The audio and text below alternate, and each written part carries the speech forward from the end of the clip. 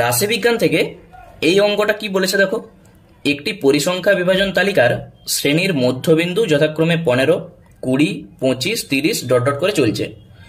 যে শ্রেণীর মধ্যবিন্দু 20 সেটি হলো, চারটা অপশন দেওয়া আছে।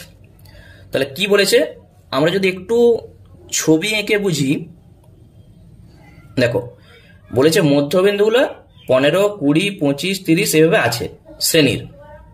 ধরো এরকম শ্রেণী আছে সব পরপর বলে দেওয়া আছে। তাহলে মধ্যবিন্দু এখানটায় আছে 15, এখানটায় আছে 20, এখানটায় 25, এখানটায় 30, এইভাবে ডট ডট করে চলছে। তাহলে আমাদের বলেছে যে শ্রেণীর মধ্যবিন্দু 20, এই যে 20 মধ্যবিন্দু, তাহলে এইটা আমাদের বার করতে বলেছে। তাহলে এই দুটো আমরা কি করে বার করব?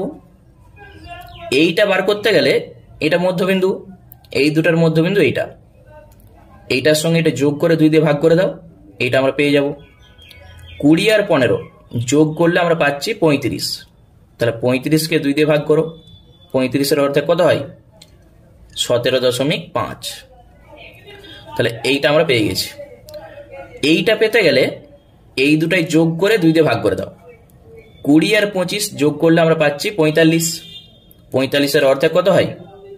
22.5। তাহলে যে শ্রেণীর মধ্যবিন্দু 20 সেই শ্রেণীটা কত? 17.5 থেকে 22.5। এই যে দুটো দেখতে পেয়েছো। তাহলে এখানে চারটা অপশনের মধ্যে অপশন বি হয়ে যাবে অ্যান্সার। তাহলে এইভাবে ছবি এঁকে বুঝবে, তাহলে জিনিসটা খুব ভালো করে বুঝতে পারবে।